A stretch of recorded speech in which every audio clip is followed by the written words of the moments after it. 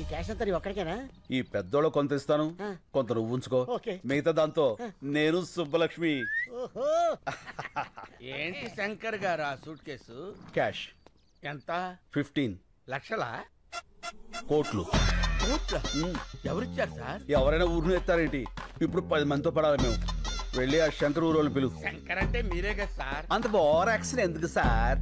ఇక్కడ ఎవరూ లేరు, నిజాలు మాట్లాడుకోవచ్చు. ఎందుకులేండి సార్, సాటి నుంచి నాలాంటి ఏదో ఎవడన్నా విన్నాడంటే ఆడి జీవితం కూడా సంకనాగిపోద్ది. నా అలాగా ఏం పర్లా, వెళ్ళి ఆ 10 మందిని పిలువు. వీళ్ళంటే ఇలా ముస్తాబే వస్తున్నారు. ఏంటి శంకర్ బాబు, నువ్వు ఇంకా రెడీ కాలేదా? టైం అవుతుంది, మనమంతా క్లబ్కి వెళ్ళాలి కదా. ఈ వయసులో మీకు క్లబ్ ఏంటి? అయ్యో, క్లబ్ అంటే లయన్స్ క్లబ్. ఈ రోజు నీకు సన్మానం కదా. సన్మానాలు అవి నేను చేయించుకోను, నాకు ఇష్టం లేదు. అలా అనకు శంకరబాబు, సన్మానం కోసం కాకపోయినా వాళ్ళు ఇచ్చే 4 లక్షల కోసమైనా నువ్వు రావాలి. 4 లక్షల? కోట్లు కొట్టేసావు కదరా, లక్షల కోసం కక్కుర్తెందుకు? కోట్లు ఉన్నాయి కదా అని లక్షల్ని నెగ్లెక్ట్ చేయకూడదురా. ఏం మనసులో కూడా అనుకోకూడదా సార్? కూడదు. అలాగే, టైం అవుతుంది, సార్ రెడీ చేసుకో. అదండి.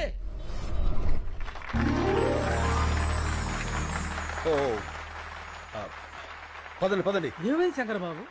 అంతా నిలబడిపోయారు కదా, ఇంటికి వెళ్ళిపోవడానికి. షో అయిపోయినట్టుంది. ఇక్కడంతా నీ కోసమే ఎదురు చూస్తున్నారు కదా, నువ్వు వచ్చావని లేచా. నా కోసం ఎదురు చూస్తున్నారు. ఇప్పుడు నువ్వు శంకర్, ఈ శంకర్ గారు ఒకడు నన్ను తగులుకున్నాడు.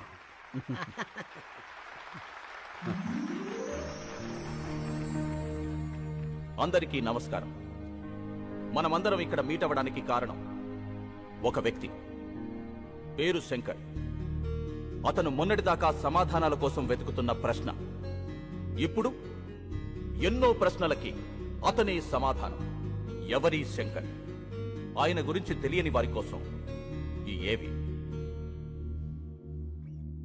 రాయలసీమలోని ఓ మారుమూల గ్రామం నీరూరు. పేరులోనే నీరుంది, ఊర్లో మాత్రం లేదు. రేపు బావుంటుందని ఎన్నో ఏళ్లుగా ఎదురుచూస్తున్న కరువు ప్రాంతం. ఇక్కడ ఓ సన్నకారు రైతు కుటుంబంలో పుట్టిన సామాన్యుడు కొణిదెల శివశంకర వరప్రసాద్. నా పేరు వీర్రెడ్డి. నీరూరు మా ఊరు కాదు, నేను ఆ ఊరు అమ్మాయిని పెళ్లి చేసుకున్నా.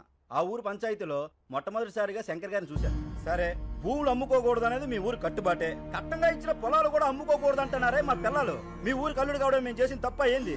ఇప్పటికే ఆ కార్పొరేట్ కంపెనీ వాడు ఈ చుట్టుపక్కల ఉన్న 200 గ్రామాల్లో పొలాలన్నీ తీసేసుకున్నాడు. అందుకే ఈ ఊళ్ళో ఒక గుప్పెడ మట్టి కూడా వాళ్ళకి పోవడానికి వీలేదు. నీకు డబ్బే అవసరం అనుకుంటే ఇంకో రైతు కమ్మప్పా, వ్యవసాయం బతుకుద్ది. అంతేగాని ఆ కార్పొరేట్ కంపెనీ వాడికి వద్దప్పా, చచ్చిపోద్ది. రైతు బియ్యం లేక చేస్తా ఉంటే భూములు ఎడుకుంటాడయ్యా స్వామి. అయినా పనికిరాని భూమి ఎవడుకుంటే ఏంది? మాకు కావాల్సింది డబ్బు. అది కాదప్పా. నానా చూడండి, చెల్లని నోట్లుంటాయి కానీ చెల్లని భూములుండవు. ఇప్పుడు అవసరానికి అమ్ముకుంటారు, రేపు ఇదే నేల మీ కళ్ల ముందు కోట్లు పలుకుతుంటే అయ్యో అనవసరంగా అమ్మేసుకున్నామని బాధపడతారు. భూమిని మించిన భీమా లేదు. ఆ దస్తావేజులు చాలు మీరు మీ కుటుంబం గుండె మీద చెయ్యి వేసుకుని ధైర్యంగా బతకటానికి. నిజమే, సాగుంటే నువ్వు చెప్పినట్టే చెయ్యొచ్చు, కానీ ఏది ఇక్కడ నీళ్లేవే. సాగులేదని భూమిని అమ్ముకుంటే సాకలేదని అమ్మని అమ్ముకున్నట్టే. అందరూ వ్యవసాయం చేయలేక చచ్చిపోతూ ఉంటే మీ ఊర్లో ఏంటయ్యా వ్యవసాయం వ్యవసాయం అని పడిచేస్తున్నారు? అవసరమా? వ్యవసాయం వ్యాపారం కాదు, బాధ్యత. రాజు పాలించడం, రైతు పండించడం బాధ్యతని మన వేదాల్లోనే ఉంది. అయినా ఇక్కడ నీళ్లేవని ఎవరన్నారు? నేను హైడ్రాలజీ చదివాను. ఈ నేల కింద జలుంది, అది ఎట్టించి ఎటుతుందో తెలుసుకోగలిగితే ఈ జిల్లాలో ఉన్న చేలన్నిటికీ ఇక్కడి నుంచే నీళ్ళు అందివచ్చు. 6 నెలల సంది ఇదే కదా చెప్తుంటా. ఆశలు కూడా పడలేక అలిసిపోతున్నావప్పా. పోనీ నా మాట వింటారా? నేను ప్రొఫెసర్ని. శంకర్తో పాటు వచ్చిన వీళ్ళిద్దరూ కూడా నా స్టూడెంట్సే. ఇది మీ ఊరి శాటిలైట్ పిక్చర్. ఇదంతా ఈ భూమి అడుగు భాగం. ఇక్కడ తెల్లగా ఉంది చూసారా, వాగు, గొప్ప జలనిధి. అందుకే ఈ ఊరు నీరూరైంది. ఆ కార్పొరేట్ కంపెనీ వాళ్లకు అవసరమైంది. నిజానికి వాళ్లకు కావాల్సింది మీ పొలాలు కాదు, ఈ భూమి కిందున్న జలాలు. సరే, ఆ వాగు ఎటెళ్తుంది, ఎంత లోతుంది, పైకి రావడానికి ఎంత ఈలుంది, ఇవన్నీ తెలిసేదాకా కంపెనీ వాళ్ళు ఉంటారా? వాళ్ళు వేరే ఊరు ఎత్తుకుంటే పోతే మా గతి ఏంది అంట, కాదు ఏంది అంట. నాకు కొంచెం టైం ఇవ్వండి, ఆ వాటర్ సోర్స్ గురించి తప్పకుండా తెలుసుకుంటాను. సరే, మీ బాధ ఏదో మీరు పడండి. అంతవరకు మా పిల్లల్ని ఏడనే వాళ్ళ పుట్టింట్లో ఇడిచి వెళ్తాం. మీరు నీరు చూపించాక అప్పుడు వచ్చి తీసుకెళ్తాంలే. రండయ్యా రండి, తొందరపడకండి. అప్పేదో నీరు మీరు పథకం పెడతానంటున్నాడుగా, అప్పుడు తిరిగానులే. మీకేం కాదమ్మా, నన్ను నమ్మండి. సాయి, నువ్వు కొంచెం రైట్కి రా. అన్నయ్య, పాలు అక్కడ పెట్టు. Corporate sector. అన్నయ్య, కార్పొరేట్ వాళ్ళు అంటారు, అసలు ఎవరు వాళ్ళు? మన సంపదని చిల్లర డబ్బులకు దోచేసి డాలర్స్లో తిరిగి మనకే అమ్మేవాళ్ళు. ఒకప్పుడు బ్రిటిష్ వాళ్ళు, ఇప్పుడు ఈ కార్పొరేట్ వాళ్ళు. ఓ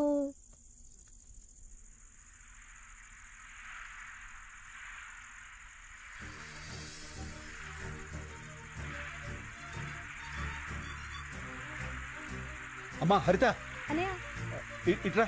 ఏంటన్నయ్య? ఇదొకసారి విను. నీళ్ళు. ఆ, అమ్మా ఇక్కడికి రా. నీళ్ళు. రండి రండి రండి. విను.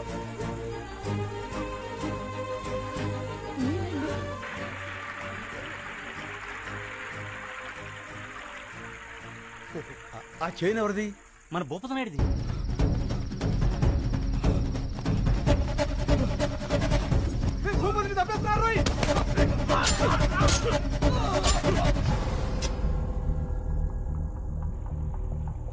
ఆ చేను కమరుద్దీన్ శంకర్ బాబు.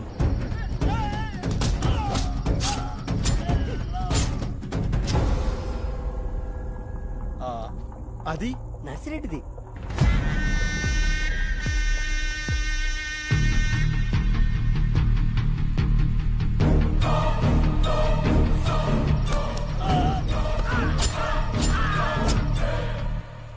అదెవరిది? అది మందే అప్ప.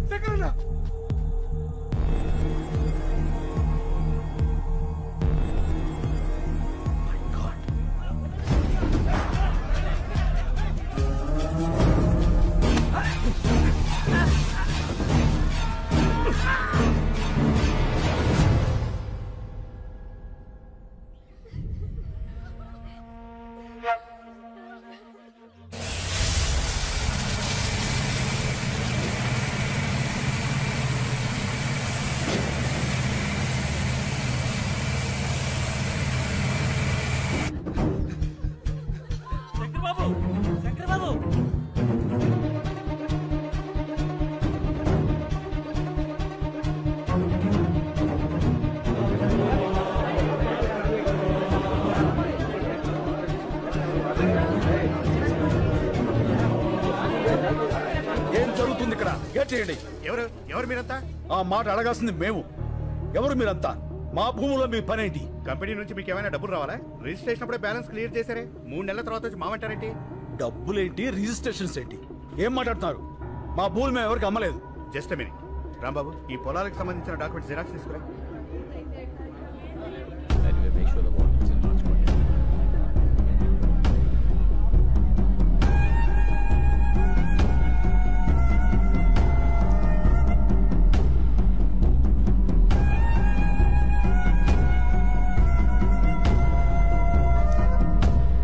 అమ్మకుండానే వేలు ముద్రలు వేశారా? ఇవిగో రిజిస్ట్రేషన్ జిరాక్స్ కాపీస్.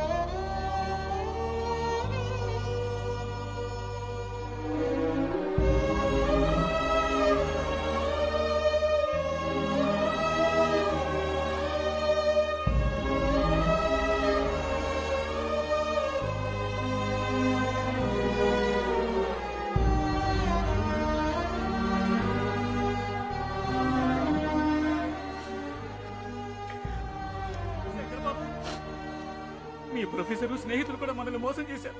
వాళ్ళు వాళ్ళ మనుషులే. ఏంటిది శంకర్ బాబు, మనం ఇంకెవరిని నమ్మాలి? వీళ్ళెవరూ కాపురాలకు పుట్టలేదు, కార్పొరేట్ కంపెనీలకు పుట్టారు.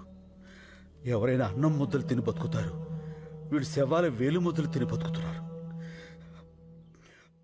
వదిలిపెట్టం. ఇంతమంది ప్రాణాలు తీసిన వీళ్ళెవరిని వదిలిపెట్టరు. దీనికోసం ఎంత దూరం వెళ్తా.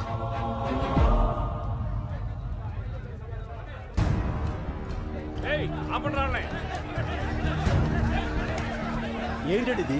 మేము రౌడీలం కాదండి, రైతులం. మా ప్రాబ్లంని కలెక్టర్ గారికి చెప్పుకోనివ్వండి. సార్ సార్ సార్, ఒక్క నిమిషం ప్లీజ్, మా కోసం. ఒకళ్ళు లోపలికెళ్ళరండి. వదలండి సార్, మేమంతా నీరూరు రైతులం.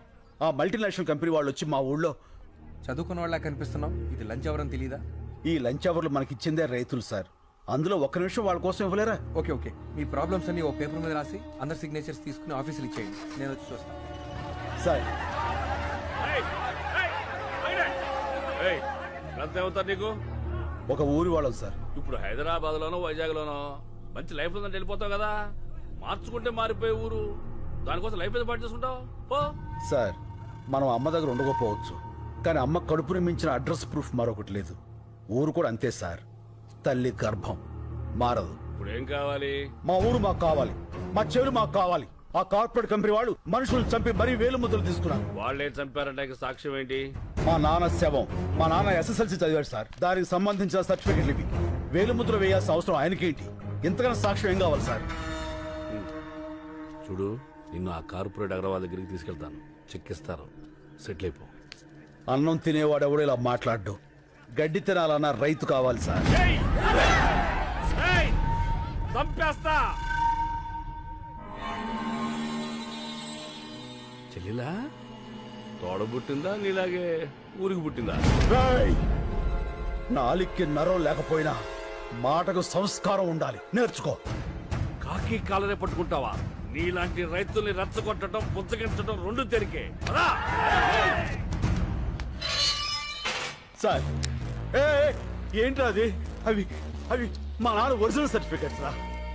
మనిషిని చంపేశారు, చదువులు కూడా చంపేస్తారా? పాపరా. అందుకే ఈ రోజుల్లో జిరాక్స్ బతుకులు బతకాలి. ఒరిజినల్ గా ఉంటే ఇలాగే కాలిపోతాం. పోలీసు వాళ్ళ కుక్కలకు కూడా మేము విలువిస్తావురా, కానీ నువ్వు ఆ కార్పొరేట్ కంపెనీల కాపల కుక్కవి. ఆ యూనిఫామ్ తీసేసి వెళ్ళి వాళ్ళ యూరియస్ క్లీన్ చేసి.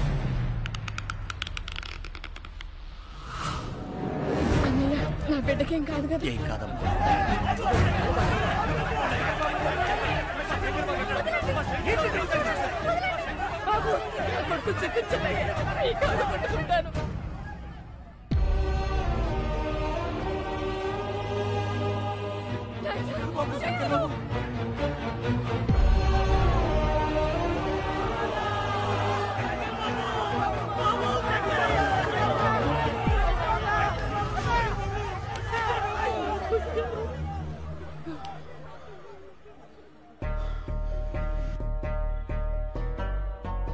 మట్టి తడవటం మానకూడదు. నీళ్లతోనూ కన్నీళ్లతోనూ మట్టి మాత్రం తడవాలి. మన భూమి, మన ఊరు, మన నీరు ఎట్టి పరిస్థితుల్లోనూ వదలొద్దు. వీడు నన్ను చంపేసినా సరే అక్కడ విత్తు మొలవాలి, రైతు బతకాలి, బతకాలి, రైతు బతకాలి.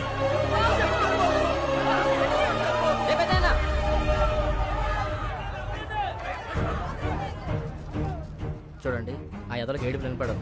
అది వినిపించడానికి మీడియా ఉంది. అదంటే చిన్న ఛానల్, ఎవరికి తెలియదు. పెద్ద పెద్ద ఛానల్స్ ఉన్నాయి, పెద్ద పెద్ద న్యూస్ పేపర్లు ఉన్నాయి. నెంబర్లు ఇస్తాను, వాళ్ళ కాంటాక్ట్లోకి వెళ్ళండి. లేదంటే శంకర్ని చంపేస్తాను. దినప్రభా. నమస్కారం అండి, నేను నీరూరు రైతులు మాట్లాడుతున్నాము. చెప్పండి, ఏమైనా జరిగిందా? మా శంకరాన్ని అన్యాయంగా అరెస్ట్ చేశారండి. ఈ రోజుల్లో మాక్సిమం అరెస్టులన్నీ అన్యాయంగానే జరుగుతున్నాయి. ఏదన్నా ఇంట్రెస్టింగ్ న్యూస్ ఉంటే చెప్పండి. ఇంట్రెస్టింగ్ అంటే ఏంటండి? జనానికి కావాల్సినవి. రైతు సమస్యలు జనానికి అక్కర్లేదా అండి? ఎవరికి కావాలయ్యా? సమస్య కూడా స్పైసీగా ఉండాలి.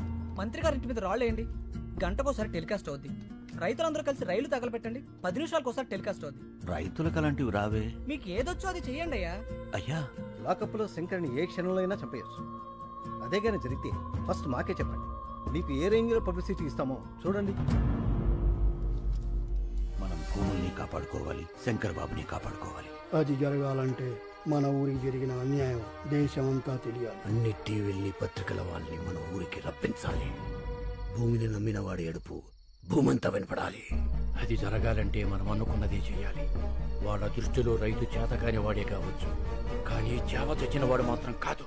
ఆ రోజు వాళ్ళు తీసుకున్న నిర్ణయం మాస్ సూసైడ్, ఆత్మహత్యలు. నా పేరు రాజు, DTV రిపోర్టర్ని. ఆ సంఘటన రికార్డ్ చేసింది నేనే. ఆ రాత్రి వాళ్ళు వచ్చి బాటిల్ కంపెనీ ఏరియాకి నన్ను తీసుకెళ్లారు. ఏమండి వద్దండి, ఇది కరెక్ట్ కాదండి, మీకు దండం పెడతా, నా మాట వినండి. మా మతంలో ప్రాణం తీయటం ప్రాణాలు తీసుకోవటం రెండు పాపమే, కానీ తప్పదు. మా ఊరి గురించి చావు తప్ప ఏదీ చెప్పదు. ఈ నీళ్లలో మా నెత్తురు కలుపుతున్నాం. ఫ్యాక్టరీనే మొదలైతే మీరు తాగేది రంగు నీళ్లు కాదు, ఆ రక్తపు నీళ్లు. మా శంకరాన్ని విడిపించండి, మా భూముల్ని మాకిప్పించండి, మా కన్నీళ్లను కూల్ డ్రింకుల్లాగా మే ఫ్యాక్టరీని ఆపించండి. ఇది మా చివరి కోరిక. కోత కోసి రైతుకు సహాయం చేసి కొడవలి పీక కోసి సహాయం చేస్తుంది.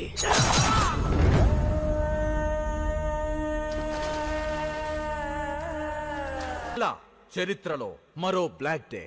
అసెంబ్లీ పార్లమెంట్ మౌనం పాటించాయి. తీర్పు వెలువడే వరకు నీరూరులో కోలా ఫ్యాక్టరీ పనులు నిలిపివేయాలని కోర్టు ఆదేశించింది. జరిగిన పరిణామాల మీద నివేదిక తయారు చేసే బాధ్యత కృష్ణమూర్తి కమిటీకి అప్పగించింది. శంకర్ని విడుదల చేసింది. చనిపోయిన గ్రామస్తులు 6గురికి ప్రభుత్వం ప్రకటించిన 25 లక్షల ఎక్స్గ్రేషియాని గ్రామస్తులు తిరస్కరించారు. ఆ ఊరంతా కలిసి ఒక నిర్ణయం తీసుకుంది. కేసు తేలే వరకు మగవాళ్ళెవ్వరూ ఆ ఊరిలో ఉండకూడదని. నీరూరు తరపున కోర్టులో పోరాడే బాధ్యతని శ్రీ శంకర్ గారికి అప్పచెప్పింది. కేసు నడిపించడానికి కావలసిన ఆర్థిక వనరులు శంకర్కి సమకూర్చడానికి రాష్ట్రాలు దాటి దేశాలు దాటి కూలి పనులకు మగాళ్లంతా వెళ్లిపో హైకోర్టులో పోరాడుతున్నాడు. ఇది జరిగి 3 ఏళ్లైంది.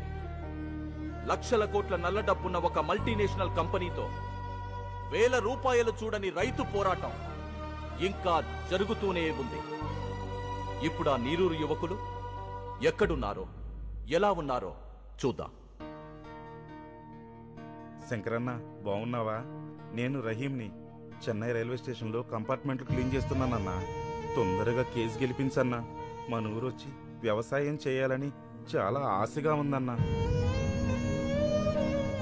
శంకరన్న బాగున్నావా? నేను ఇక్కడే వైన్ షాప్లో పనిచేస్తున్నా ముంబై. ఇక్కడ అస్సలు మర్యాద లేదన్నా, కుక్కలా చూస్తున్నారు. నా వదిలే అన్నా, మనమే గెలుస్తాం కదా. అందరిని అడిగానని చెప్పన్నా. మా అమ్మకి అప్పుడప్పుడు ఫోన్ చేసి మాట్లాడుతుండన్నా. నువ్వు మాట్లాడితే తనకు ధైర్యంగా ఉంటుంది. అన్నా నేను గోవిందప్ప కొడుకుని. ఇక్కడ డ్రైనేజీలు క్లీన్ చేస్తున్నా. మట్టి తీసుకుని చేతులతో కుళ్ళి కడుగుతుంటే ఏడుపు వస్తుందన్నా. ఊరొచ్చేయాలని ఉంది. తొందరగా కేసు గెలిపించన్నా. ఇది 4 లక్షల రూపాయల చెక్. ఇవి కేవలం డబ్బులు కావు. ఇలా ఎక్కడెక్కడో బ్రతుకుతున్న వాళ్ళందరూ కలిసి సంపాదించిన కన్నీళ్లు, వాళ్ళు పంపిన ఆశలు మా క్లబ్ ద్వారా కలెక్ట్ చేసి ఇప్పుడు శ్రీ శంకర్ గారికి అందజేస్తున్నాం. ఒక మాట, ఒక ఊళ్ళో మగాళ్ళందరూ అమ్మా నాన్నల్ని, భార్యా బిడ్డల్ని, అక్కా చెల్లెల్ని అందరినీ వదిలేసి ఎక్కడో బతుకుతున్నారంటే శంకర్ ఉన్నాడన్న ధైర్యం, ఆ మనిషి మీద వాళ్లకున్న నమ్మకం. Mister Shankar please.